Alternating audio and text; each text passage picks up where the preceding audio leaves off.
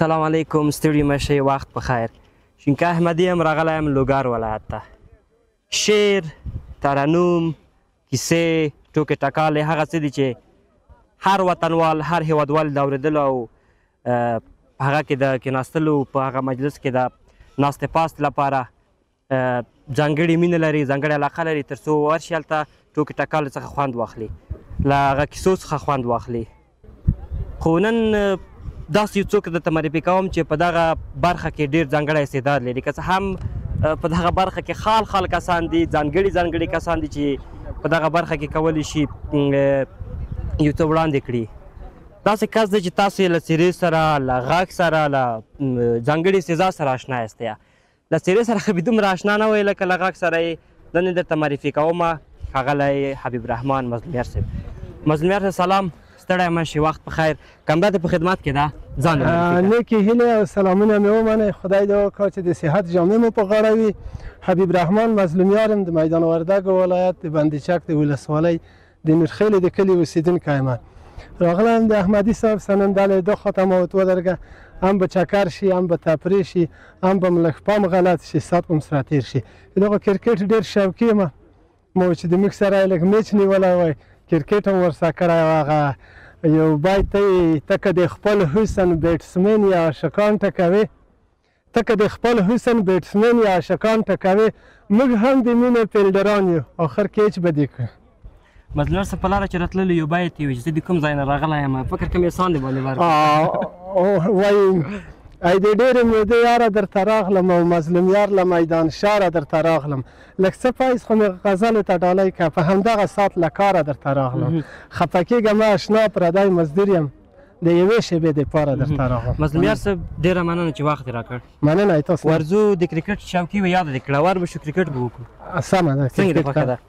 سمه ده، بیخي سمه. مظلومیار صاحب د ما چې په یاد کېږي همدغه یوه قوره پاتې شوی ماشاءالله. په دې راز پسه کې د په کلیوالي اصطلاح زړه دې ډېر ساتلی دی، داسې ډېر غوړ پاتې شوی یې. غالب اصلا په خپل ژوند کې مې د چا سره که څوک لږ بده خبر راته وکړم د ځانه سویم یم، زه خو ته همدغه زبېزده و، وړاندې به نه شي کتلی. نو په دې خاطر مې وروره ګله حوصله او زغم دا تکلیفونه وروره ګله چې په ځان تېر کړي او زړه ته یې ونه چوي او سمدلاسه وروره ګله چیز پیش آمد، خوش آمد،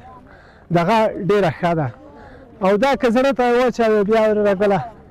سړي ته. مظلومیار صاحب څو چې کرکټ شروع کوي یوه پوښتنه، هر څوک یو استعداد لري، څوک په ترنم کې، څوک په خبریالۍ کې، څوک په کرکټ کې. تا څه وخت فکر شو ځان ته؟ زه ډېر د وړکتوبه بس وروره ګله داسې شوخ شاعر د نکلۍ نه مې د شاعرۍ پیل کړی دی، نکلۍ نه. خو بس داسې کیسه وه، ما یو بیت یې زه لکه د خدای کتاب په سمه تفسیر نه شومه، زه لکه د خدای کتاب په سمه تفسیر نه شومه، چېرته د پښتون جومات تاقچه کې به ایثار ومه. د پښتنو په جوماتو کې هم اکثره د قرآن شریفونه هم داسې خاورې پرې پرتې وي. نظر دې ما ته راکړه کرکټ وکړه، خوښه دې ده؟ مننه.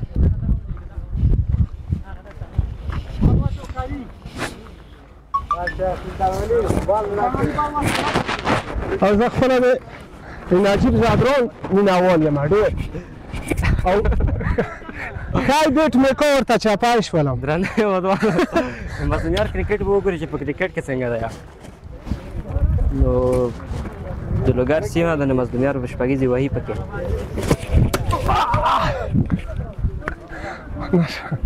مظلوم یار صاحب کرکټ کې هم تکړه یې والله میس خو مې نه کړه کرکټ کې کنه کله کله یو د شپږیزې بای درته ووایم وایي که مې اجازه وي وایي نن مې وهلې ده په مینه کې خوږه شپږیزه رقیب کوشش کوه خو کیچ نه شوه هغه شپږیزه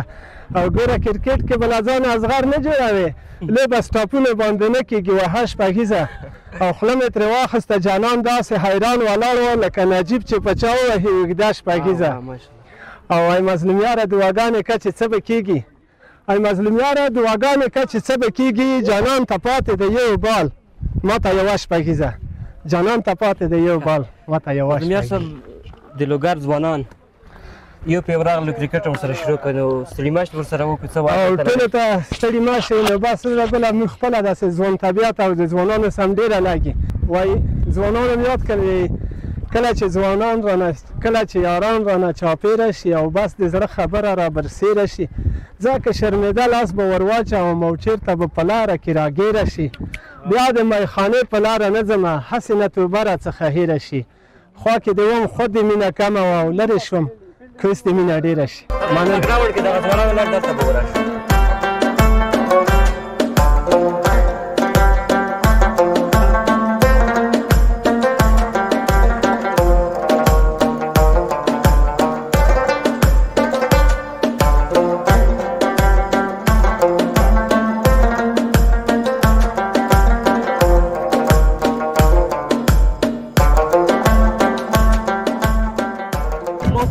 جو مالته به کیسې وکړو صحیح ده درنو هېوادوالو ډېره مننه چې ملتیا هم کړې موږ د مظلوم یار سره راغلي وو لوګر ولایت ته دلته هم کرکټ وکړل او د تر څنګ شعرونه او واردل نو ورو ورو اوس غره ته یاست کېږو چې څه کېږي کوم کوچان پیدا کړل هغې سره به خبرې وکړو مظلوم یار صاحب د لاره باندې د مزار یوه ټوکه هغه بس نو مزار ته تللم بیا مې یو ملګری راته وویل مظلوم یار صاحب ډېر د مینهوال یم ته به د زرک شوقي وې زرک کې راکړه زرک یې راکړه نو ډېر ورته خوشحاله هم وم په دې لارو باندې راتللم بس نو وروره ګله کور ته مې راوسته یوه نفر ډېر خوښ شو دا په جنګ سره اچوې ما ورته ودرېد په جنګ یې در سره اچوم خو ته یو شل شپې ودرېږه چې لږ هغه شي لږ مست شي کله مې چې زرک بوتلله مانده کې پې خوره او دا شی پې خوره زرک مې یوه ورځ حرکت ورکړو په کاپس کې روان و په کاپس کې وویلم خلک هم راټول وو درې څلور زرکان یې راوستلي وو چې په جنګ یې واچوو خو کله مې چې کاپس ته وکتل زرک هګۍ کړې وه زرکه وخته نو هغلته مې کاپس ترې لرې کړه نو دا چا چې تجربه نه وي کړې د کاکبازۍ د ده ذاتي مې وویل ګله زرک خوشی کړم یاره په درد نه خوري دا کارونه هغه نه شو دغه رقم ډېره ښه ساعت دی خوا ته یو ترانوم که لرئ یو ترانوم مو درنه واورو په دې وخت کې ترانوم به کښېنو کوم داسې په رفتار کې داسې رفتار کې به وکړو مشکل نه لري که ودرې ورته وبدرېږو قدم به وایو ورو ورو سمه ده خلاصې دروازې خلاصې دروازې د لالي په نام بندې کې کرښې مې بدلې د تندې خپلې ټنډې کې خلاصې دروازې د لالي په نام بندې کې کرښې مې بدلې د تندې خپلې ټنډې کې څومره په مېړانه به د هر سنګر اتلې وې څومره په مېړانه به د هر سنګر اتلې وې پیغلې پښتنې وې پیغلې پښتنې زار پر بدر زلدر باندې کې کرښې مې بدلې د تندې خپلې ټنډې کې خلاصې دروازې وې خلاصې دروازې د لالي په نام باندې کې کرښې مې بدلې د تندې خپلې ټنډې کې ته میرا ایثار نه کړلې څومره بد مې کړي دي ته میرا ایثار نه کړلې څومره بد مې کړي دي ستا په شان یو کس و ستا په شان یو کس و له شاور پسې منډې کې کرښې مې بدلې د تندې خپلې ټنډې کې خلاصې دروازې دي نامې په نام بندې کې کرښې مې بدلې د تندې خپلې ټنډې کې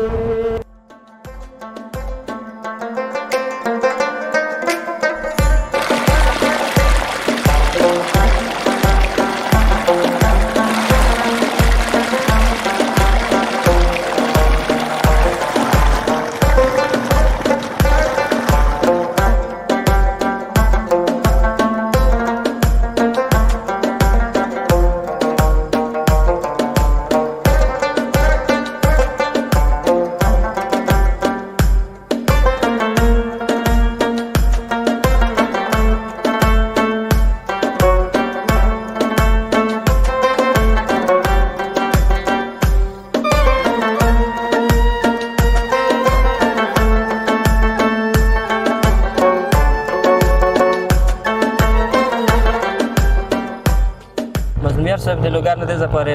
سفر څنګه و لاره څنګه و والا ډېر خوندور و خو بس نو ګله کیسه داسې ده هغه کنداري نه یو ورنسوار غوښتي و چې یو ورنسوار خو راکړه ده ورته ویلي په لالا به یې دې ټیټه ونه وایه دبلی خالي دی نو په دې خاطر چې موږ وروره ګله موټر هلته خراب وروره ګله مشکلات ډېر دي هغه نر سړی زمغه بولم چې دغه موته شا وروره ګله دی د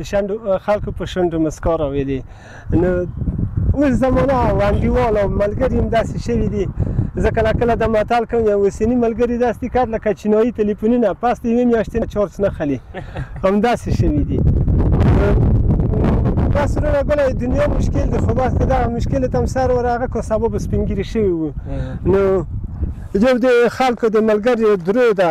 یو چا بوتللم مظلومیاره دربسته ورڅلې په ما دي د غره سر ته وخېژولم وملوېدم په غره کې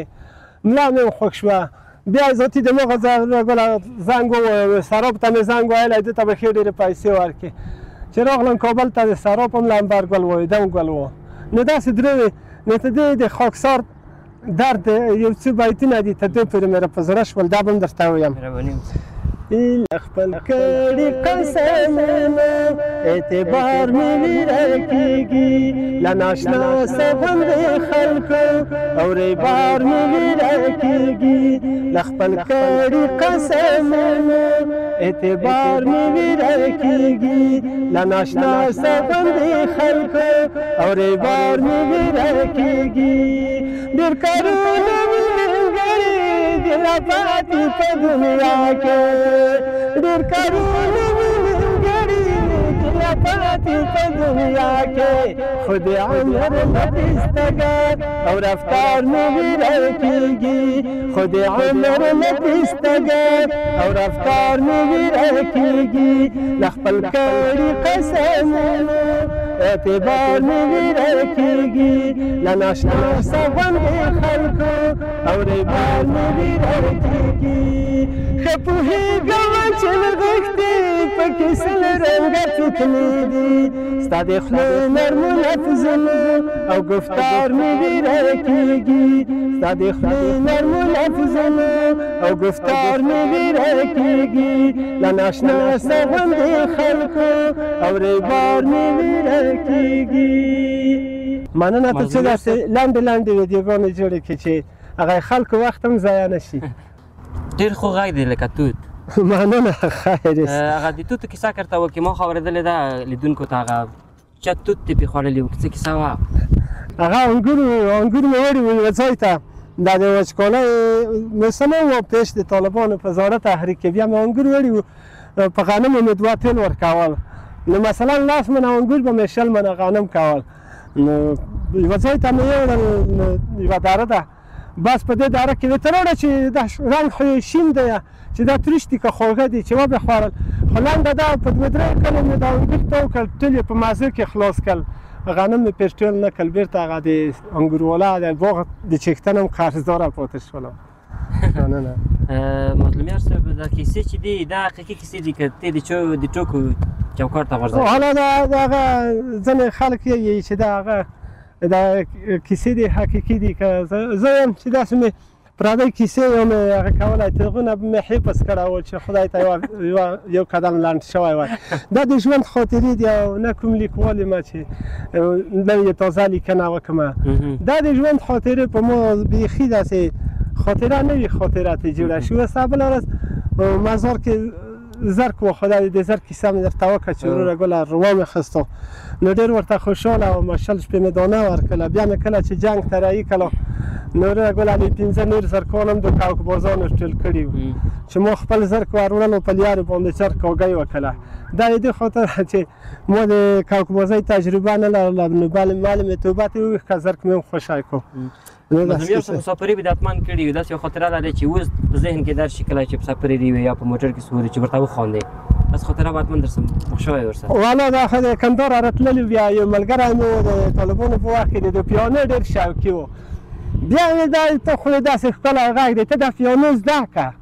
نو وروره ګله د درې ورځې مایزل و د کندهاره به چې راتلې دغه لیارې خامې وې ده به نه دا پیانو وروره ګله ما ته یې ښودله نو ډېره جالبه یې تشریح کوله ډېره جالبه یې ښودله بیا به ورته نو چیرې زده کېږي نو د ما نه زده کېدله د ده زده وه نو وروره ګله بیا به وي دا ګوتې په داسې کې تېرې بابو جانې وایي به به یې راوړې ته ګوته په تخته که تو تم وایي کو نو دغه یې راته سخته ډېره جالبه ورته ښکارېده ته توسه مې خندا ورته راشي مظلوم یار صاحب څومره زده کړې کړي دي؟ زده کړې خو مې لږ کړي دي زده کړې مې دره نشته دي هغه مې د سویې امتحان مې 11 صنف ته ورکړو بس خلاص نور مې زده کړې پخوا خو دغه د هغه تنظیمي وختونه و دا زوی به مې یو وروره ګله غټ سړی شي د حکومت کې به یو هغه کارتمخ وطن خلک و او بل د ما ډېر تیز مغز و بیا به وي دا به سبا یو وهابي شي یا به څه شي نو ما په کوم کتاب کې سوداګري شروع کړه سودا مې خرڅوله او د نکلۍ شعر مې چې دی نکلان وم چې شاعر وم د شعرو سمې جوړه وه نکلان د موږ په ځای کې بیا یو مجاهد و ډېر تکړه مجاهد و دا شهید شولو بیا وروره ګله هغه شعر بیا حکمتیار هغه وخت ډېره دبدبه لرله غرغلی وردګو ته هلته مې ورته وویل شعر مې ورته وویل چې کله شو شهید عبدالقادر ګران محترم په زړونو د غازیانو کې پیدا شو نوی غم غزا لپاره تللی پوخ سرک ته وسم یکو پر مقابل کې نیولی و سنګر ټانګونه د دښمن یې کلویجار زیر و زبر ملګري ورسره مجاهدین و ډېر نفر په ټوپ کې چاراندام د لمونځ دپاره کاودس چینی د انبوخاک ته په موټر کې راغلل سم نو ډېر موږ شعر مې بیا حکمتیار ته وویل حکمتیار بیا په وخت کې 15,000 روپۍ زښته ډېر شوی وي په هغو مې بیا یو باسکل واخیستو بیا مې وروره ګله بیا باسکل هم په کلي کې ډېر تعجب و د موټر حیثیت یې لاره بیا مې وروره ګله د کیسه یې ډېره اوږده ده نو تاسو ته په دې ویډیو کې بیخي وخت به ونیول د موټر نه وروسته د باسکل نه وروسته رکشا شوه د کیسه هغه وطن نه راغللم بیا د وطن چې راغلم بیا د زمانو مدرسه مې بنده شوه شهادت مدرسه کې و هغه بیا بنده شوله پسې راغله باګرامۍ ته باګرامۍ کې ذاتي مې وره ورځ دره پیسې ورکوي خو زه وروره ګله ولاړ شه پسې هغه ته لږ ورنږدې شولم بیا کابل ته راغلم ذاتي مې پسې وروره ګله رکشا واخیسته رکشا مې چلوله د رکشا نه پسې وروره ګله یو سوزکی شالټو موټر مې واخیسته هغه مې چلوله ذاتي دغه نه پسې وروره یو کمپک مې واخیسته کمپک مې چلوله یو 15 کاله مې هغه چلوله اوس مې یو بل موټر دی بس مې یو څه ورته قرضدار هم خدای مهربانه دی اوس مې 2000 خستی دی چې څه رقم کړي مظلوم یار صاحب په تېر کالو کې یو کال 2 کاله مخکې په چا کې منډګل مشاعره وه زموږ خپل وطن دی خپله ولسوالي دی بیا هلته ته ګډون پکې کړی و بلکل بیا د ډېرې شوخې ټپې ویلې وې چې لږه برخې په رسنیو کې نشر شوه هغوی ډېر شهرت درکړ ډېر خلک خوښې کړې ډېرې ووتلې نورې ولې نشر نه شو پکې څه شی و کیسه یې داسې وه چې هغه کې طالبانو چې اول کابل فتح شو بیا نو 3 نفره طالبانو د مظلوم یار د اول ماش خونده ته تاجر شي بیا ولاړ زازای آریه بود ته ما موټر در بس کړم بیا ورسره ولاړ نو ته چې وروره ګله اریزانا دیم چلوي وروره ګله د تیل هم بل درته اچوي په لیارو میلیم کې غوښې وخوري نو تا ته غاړه نه درسي نو چا ته به ورسي نو دغه د زازای ځوانان و ډېر مست ځوانان و ذاتي ما ته هم پسې وروره ګله دغه ټاپۍ معدې په ژبه ورته یا دا مشهورې شوې چې بیخي بې اندازې کله وایې و په مو به کړی میړه مړکې بیا به د سترګې بدلې وي مایانې ودې کټ په څنډر ته کېنه د پښو د ګوتونه مې وابوسه کېنه وکمې ډاکټره خدای نصیب کا خپل واده د امبولانس بل فشل ومته په غټ سترګو کسا نو ته ډېر کړي دي شنې لارې ډېره مننه خیر سه مظلوم یار صاحب په وخت کې د خبرونه ویلي وو علاقه دې ورسره وه علاقه یې لرې که همداسې تقلید یې کړی و نه هغه همداسې هغه کیسه یې د اورېدلې ده هغه یې وخت کې امر بالمعروف ګیر کړم ذاتي ده چې دا څه کوراوایي کړې وې دا په خبرو کې ورته خبر نه ډېره ښه منظره ده یو لاند ترنم به درته وکړم عشق دادې چارې دي ځکه د مینو عاجزه د برخې خوارې دي عشق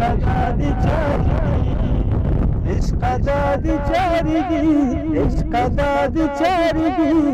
ځکه د مینو عاجزه د برخې خوارې دي عشق دادې چارې دي مظلوم یار صاحب داسې ورو به ښکته کې ځویږو ډېره ښه منظره ده څنګه دی خو ښه ده چې ونه ملېږي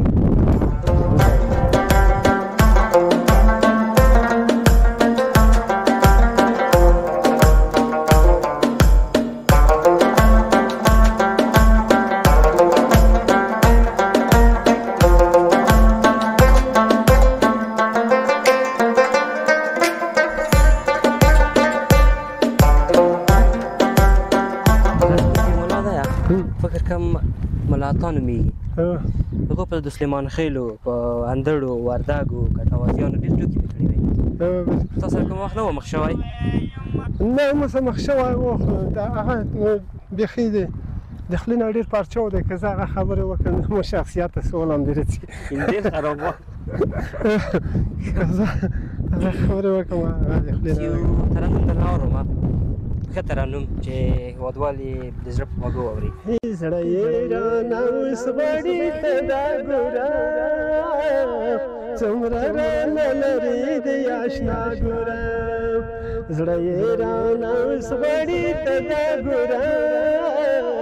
څومره رانه لرې دی اشنا ګوره راشه چې کړو سترګې مخامخ سره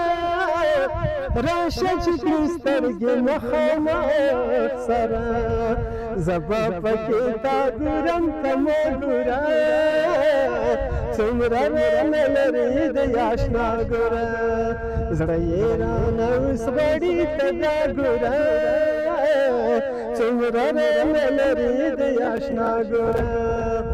کلي ژوند ښه دی که د ښار په دې اړه که ووایې لا څه درته اوس خو امارات ازادي ده اوس خو هم په کلي کې ژوند ښه دی هم په کار کې مخکې یو شعر و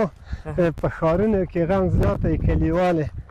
په ښارونو کې غم زیاتی کلیوالی اوس درځمه زړه مې ماتی کلیوالی درتلی نشم په لاره کې خطرې دي راسره دی رای کار تی کلیوالی او تا خپل درس ته د مظلوم کتاب راوړی نن اول ساعت دنیا ته کلیوالی نو دا نو ته درته وایي چې اوس خو آرامي ده هم هغلته وروره ګله کلی خوند کو کلی بېله ښکلا لري او ښار هم ځان ته یو ځانګړې ښکلا لري یو ځانګړی هغه لري اوس خو آرامي خبر یاده کړه اوس خو آرامي ده د جنګو په وخت کې خو وطن ته تللی که نه تلو راتلو به بلکل نو جالبه خاطره لرې د جنګو بیخي جالبه به څه وي خو په جنګ کې نه جالبه کله پیدا کوي جنګ کې خو ټول جنجال دی غم دی جالب هم داسې جالب دي چې بیخي بیا چې په لارې تللي بیا یې په موټر کې درته وایم چې د جنګ څه رقم جالب دی هغه د چوکاټه وتلي دي زه ډېر کوشش کوم ځکه دغه خبرې خو حتما تاسو میډیا ته پیش کوئ نو ډېر کوشش کوم چې داسې څه شی مې داسې الفاظ مې د خولې نه ونه وځي چې هغه د خلکو وروره ګله د خفګان سبب وګرځي نه غواړم چې خپل افغانان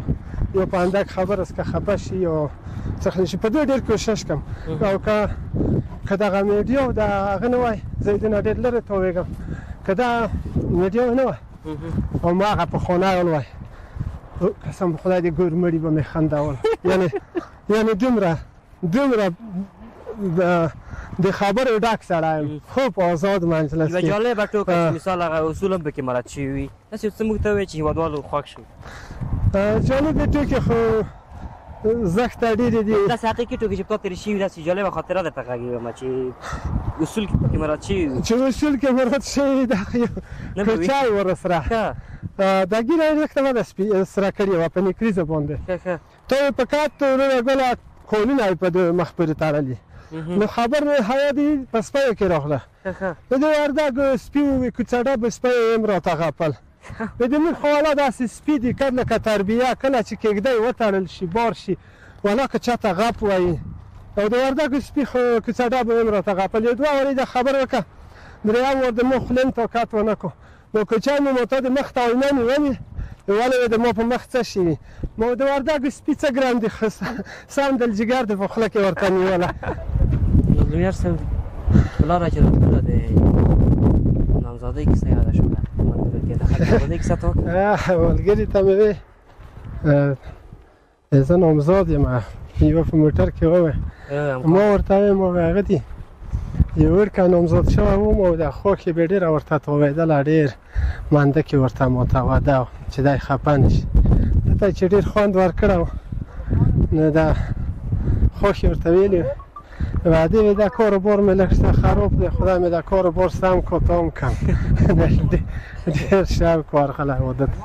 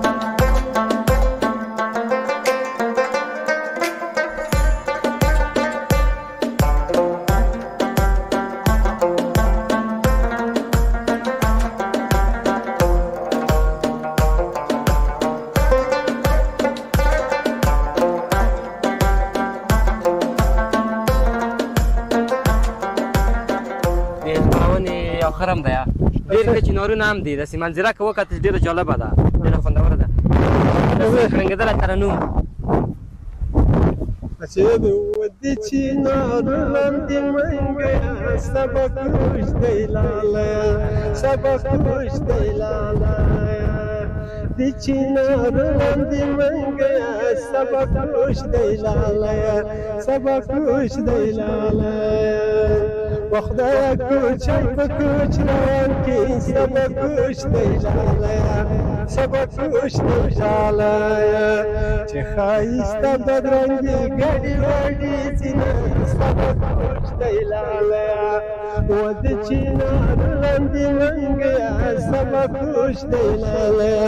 سبق کوژدی لالیه زمیار صاحب د هغه جدار مطالعه کوې خوښه دی ده خپرونه د پاشبیم دي زه به د هېوادوالو سره پښیماني وکړم درنو کتونکو ډېره زیاته مننه چې زموږ دغه سفر هم درسره وزغمل او د مزدور صاحب شعرونه ترنمونه جالبې کیسې د هغه په ژوند په اړه معلومات ترلاسه کړي د تر څنګ ښایسته ښایسته تصویرونه مو ولیدل د لوګر د سیمې د لوګر د ولایت. تر بیا بلې خپرونې چې زه شینکای احمدي د یو بل ولایت بلې ولسوالۍ بلې سیمې ته ځم، تر هغه وخته مو په پاک رب سپارم. ښه وخت.